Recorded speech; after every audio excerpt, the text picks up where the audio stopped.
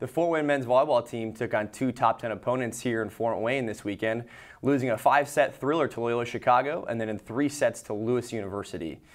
This week they head down to the St. Louis area to take on Quincy University and Lindenwood University for 2 MIVA matches. All that and more with junior outside hitter Tony Price and head coach Ryan Rock-Parat. Stay tuned.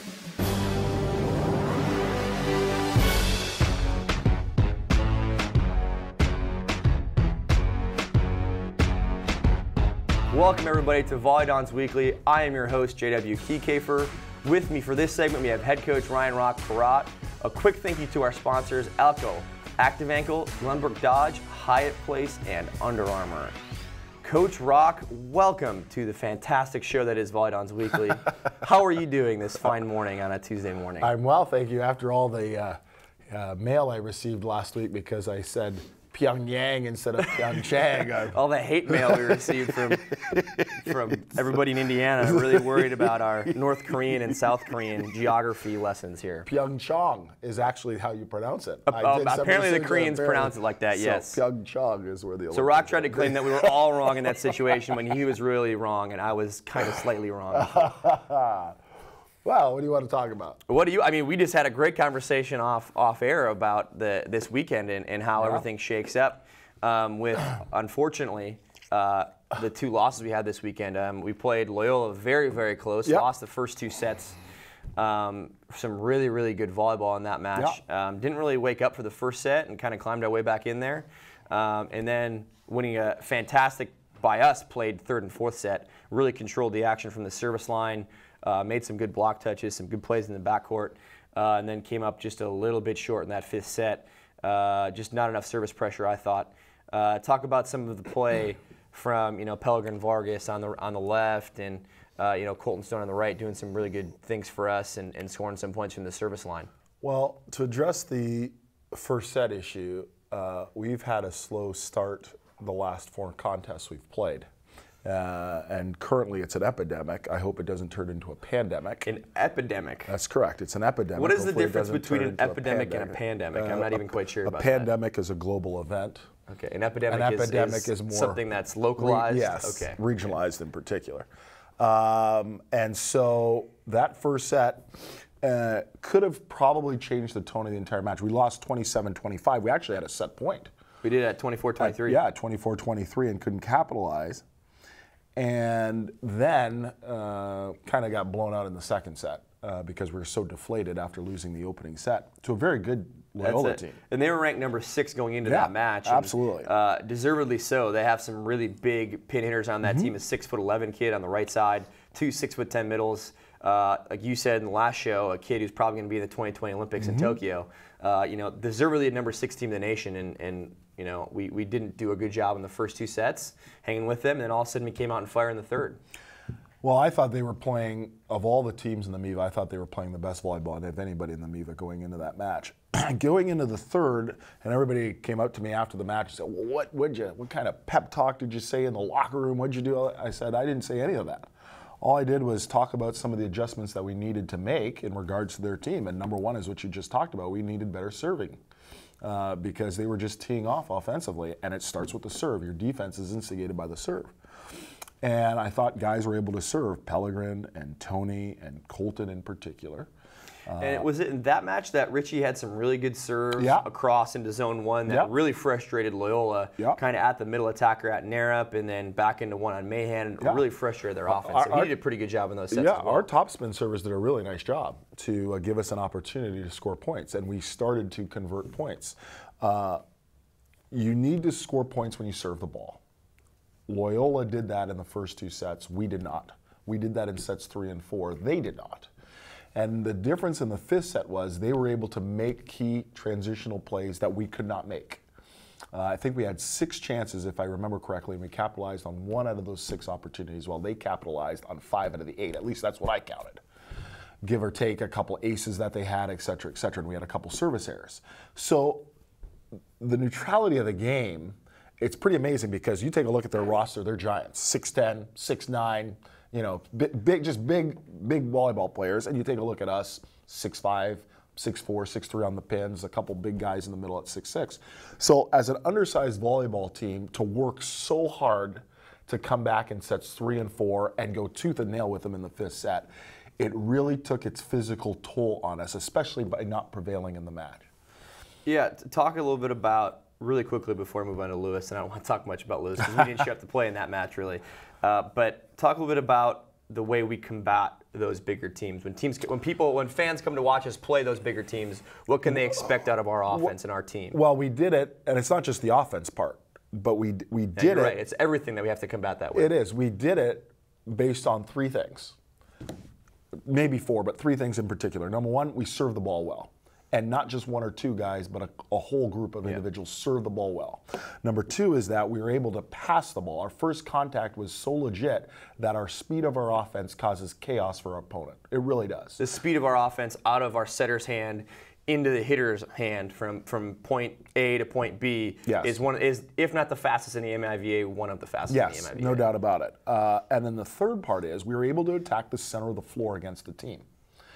We ran what we call the BIC attack, which is the back row attack out of the center of the floor, so efficiently that it caused so much difficulty for Loyola to defend. And Lewis, when we were able to get that going. And Lewis, and the reason why is because they don't see it much in their gym. I know they practice it, but they don't see it all the time in their gym because of the stud that they have on the right side and the stud they have in the middle.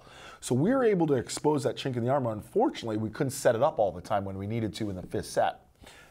Those 3 things, and I thought our effort was unbelievable. I mean, it really was to battle back against the 6th ranked team in the country after being down 0-2, speaks to the character of this volleyball team and where we've come.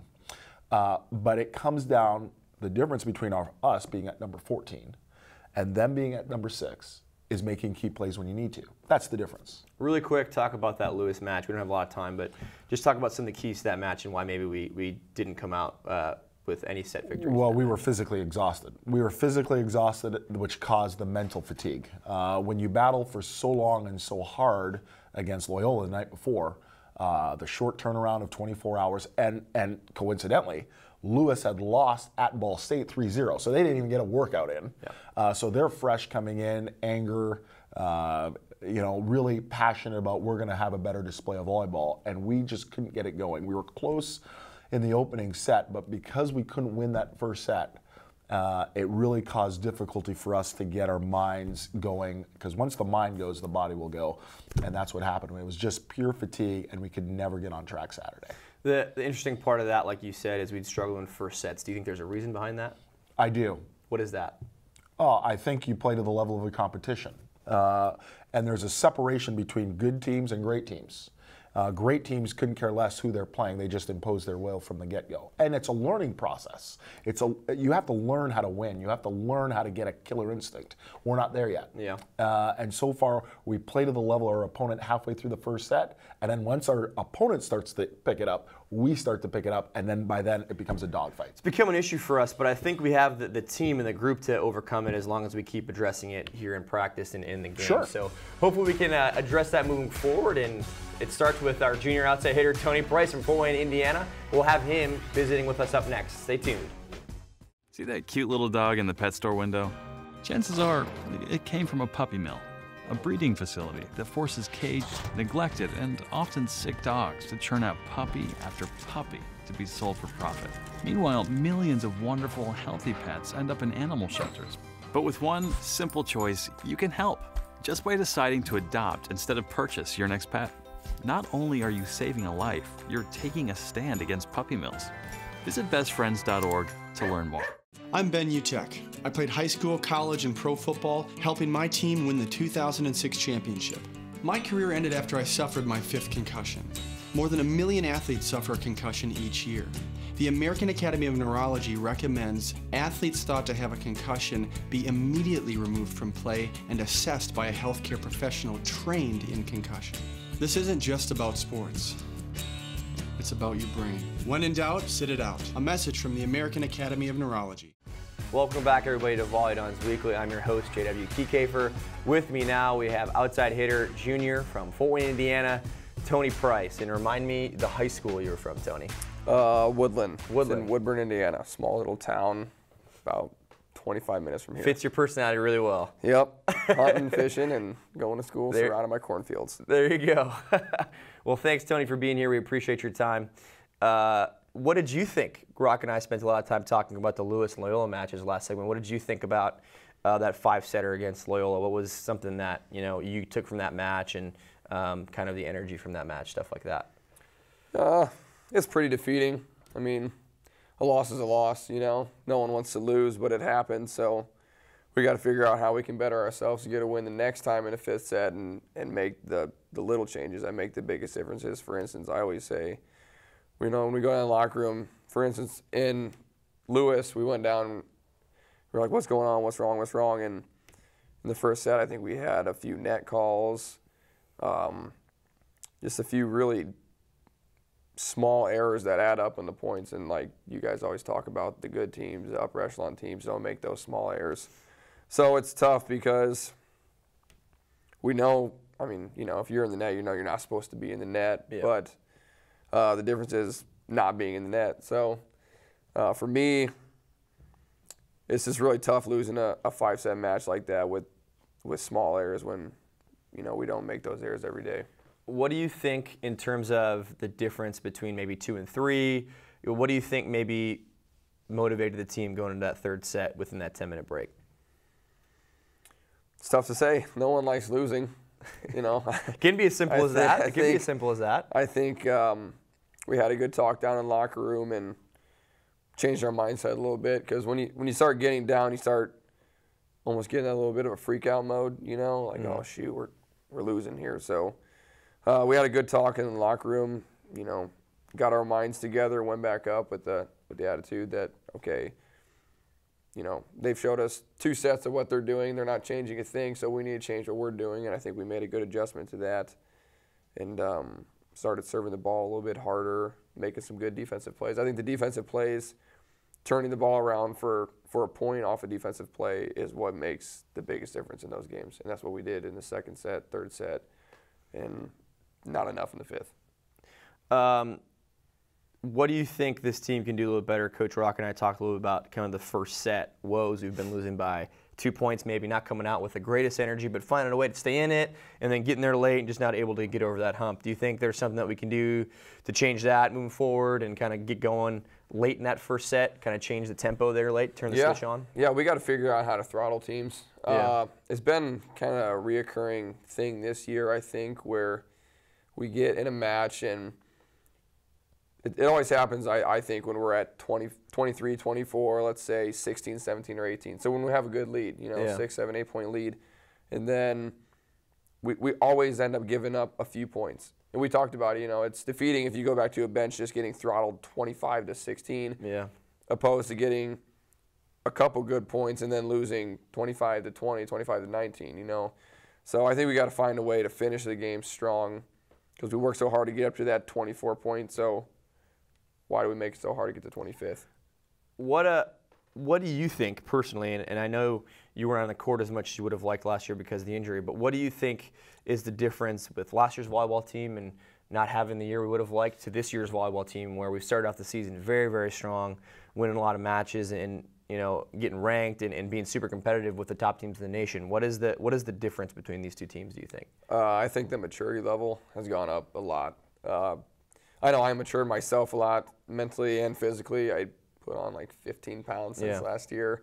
Pele got to play with the national team over the summer, and another thing I talk about too to a lot of people is how Pele and Richie both were freshmen last year, starting. So they got all that experience. They obviously got to feel the defeat literally with a pretty bad record and losing games and a lot of close games and 5th sets and stuff like that. So when you go through a tough year like that and you come back, you don't want to do it again. So they worked their butts off this summer, did what they need to do, and then we had a few guys quit, obviously, which I think was a great thing for the team. Got the negativity off the court, so now we got 14 guys that want to come in and play hard. What do you think about you talked about the maturity of this team.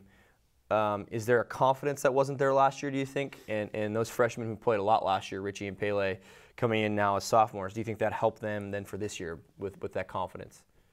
Yeah, I think they were confident last year. They knew they were good volleyball players, but it's tough coming in as a fresh person, as a freshman and 18-year-old kid playing against 22-year-old guys. Yeah. You know, the biggest change for me, you can see it in my 4-year pictures, was from my freshman and sophomore year.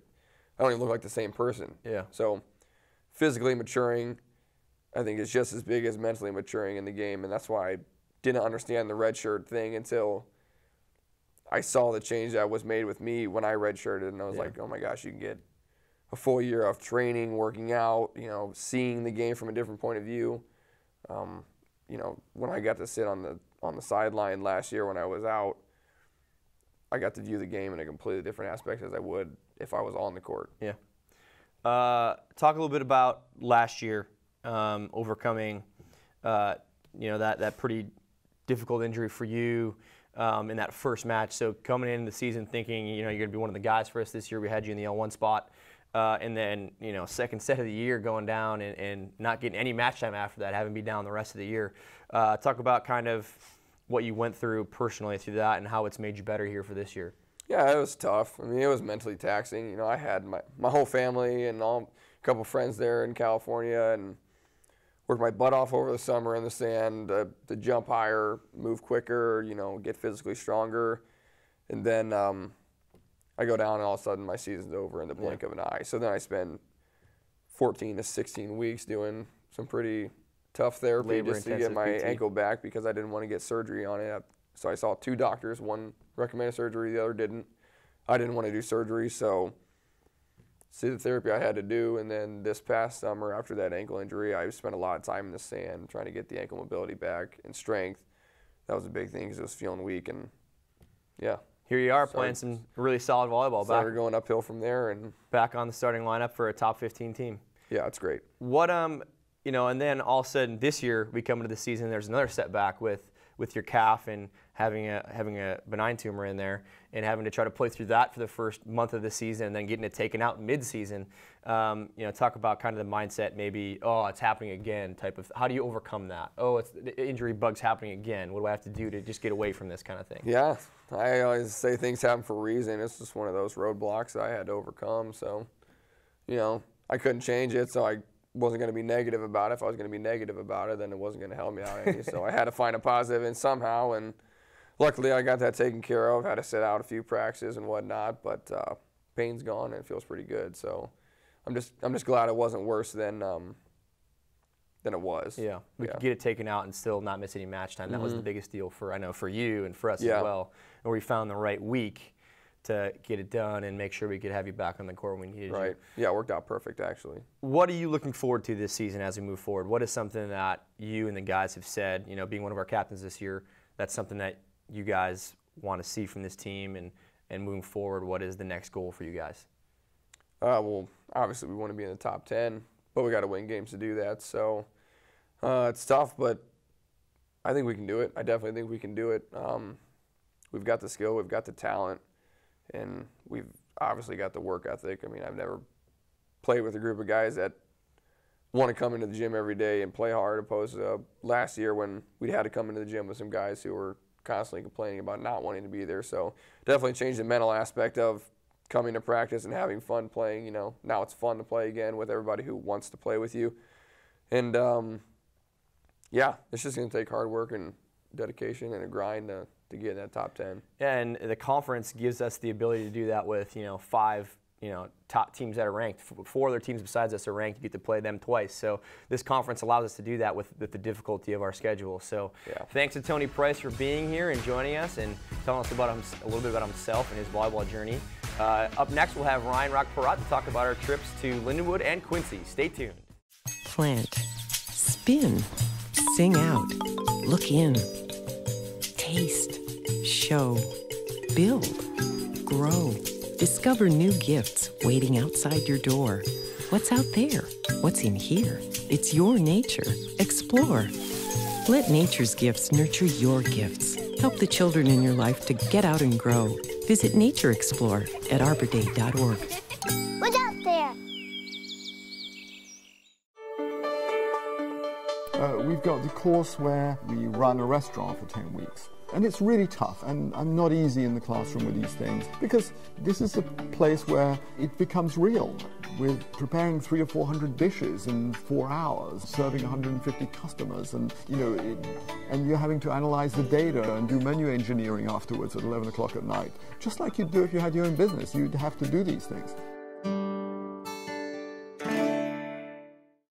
Welcome back, everybody, to VolleyDons Weekly. With me again, we have head coach Ryan Rock-Parat.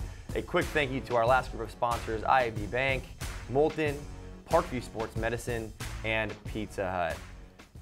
Coach Rock, how are you doing? You're back.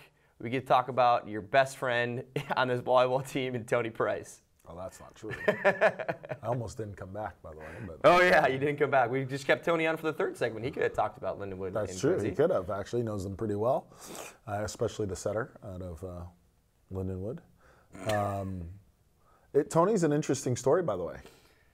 We talked a little bit about why Tony's an interesting story, but not all. There's plenty of things why Tony is a really cool story for us here at IPFW. Well, Tony's an interesting story under two scenarios. Number one, he's a local kid.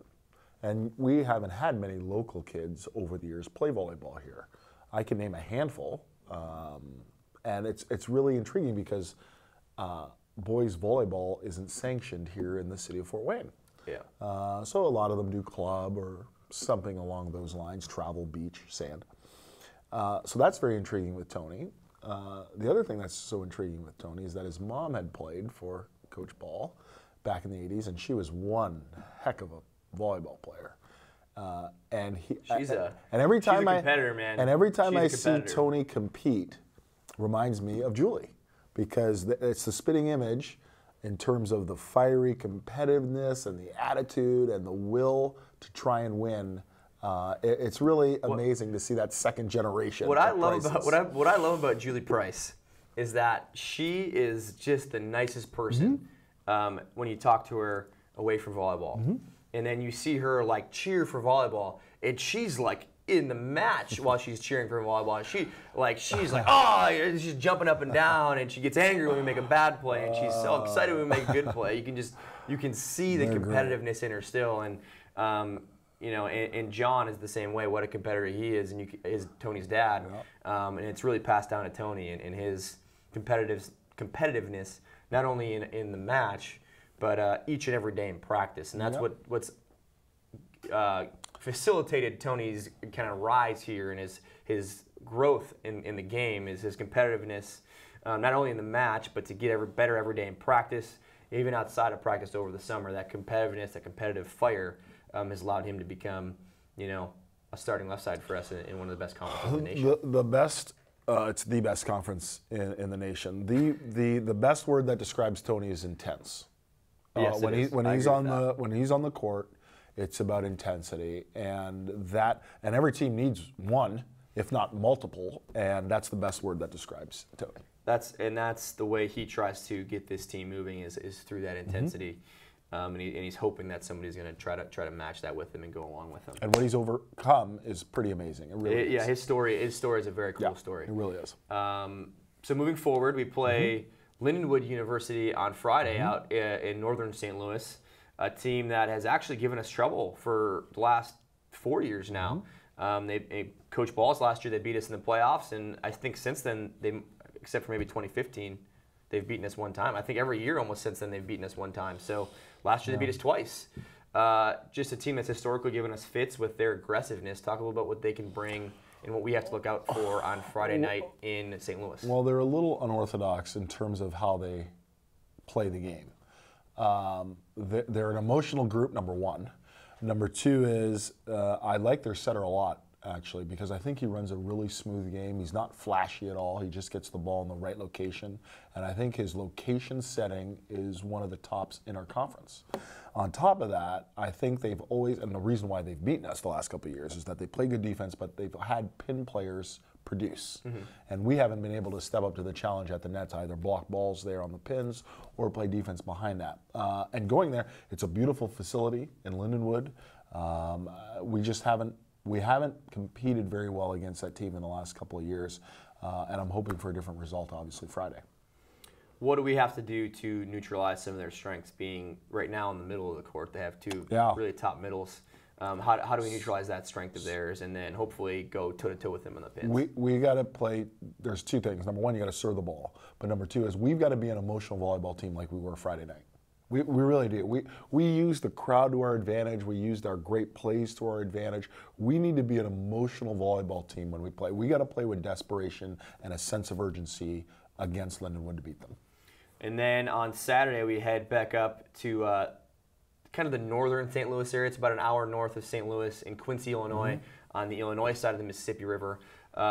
Quincy having lost a couple of guys, and one of them is now our starting libero, Colby Knorr. Talk a little bit about what Quincy brings and kind of the strengths of that volleyball team. Well, first of all, Quincy plays several different people at several different positions, so it's very difficult to scout that team. Number two, it's one of the best environments in our conference to play, and of course this weekend, which coincidentally every year, it appears that way every we go down and play them. It's alumni weekend. It's alumni weekend because they also play Ball State as well, and that's a big rivalry between Quincy and Ball State. So their fans will be very rowdy. It's a beautiful, intimate arena in which they play in. To beat them, we've got to handle the ball and capitalize on our point-scoring opportunities because they play good defense. And they stick an arm out, the ball comes over, they kick a foot out, the ball goes over the net. They're not a solid volleyball team all the way around because they lost a lot of pieces to their team from a year ago, but they're still formidable. They went 5 with Loyola, at Loyola. Took a set off McKendree last night. They took a set of McKendree last night. I mean, they're a formidable opponent, but we've got to handle the ball and capitalize on our point-scoring opportunities. Both of these teams are Quincy more than Lindenwood. Lindenwood tends to be more aggressive at the net, but Quincy historically has just, if they have a bad ball opportunity or a bad set, they're just going to tip and roll the ball over the net to try to keep the ball in play. We've struggled with that the last weekend. What is something we maybe need to do to adjust to that, especially playing Quincy and maybe against Lindenwood if they see how we struggle a little bit against that? Well, again, it's the cliche, and people are getting tired of me saying it already. Number one, you got to serve the ball. If you can serve the ball, you know what's coming. When you don't serve the ball, then you're in deep trouble. But number two is that our offside blockers who are not blocking and playing defense need to do a better job of reading the attack and slipping underneath the block to play those tip balls. And we're not doing that. We're really slow-footed. But it's about recognition, and we've got to do a much better job at that, and I think we will because I think we're serving the ball a lot better these days. But you got to still go out and play the game, and they're just very unorthodox. In terms of how they play. I mean, they'll run backslides with an outside. They run up inside. They do just different things that you don't see on a daily basis. So it's very difficult to prepare for that. But you've got to be mentally strong, and you've got to expect the unexpected and take care of the ball when you can. Well, thanks, Coach Rock, for hanging out with us and talking a little bit about our matchups this weekend. Hopefully the Dons can go out and get 2 wins on the road here to really keep their MIVA hopes alive for a top 4 seed. That's what we're looking for, right? A top 4 seed coming into the playoffs. So that's what the goal is. And you got to win these 2 matches this weekend. Well, thank you for joining us. Thank you to junior outside Tony Price for joining us as well. I hope you learned a lot about the VolleyDons here on VolleyDons Weekly. We'll see you next week on the next edition. See you soon.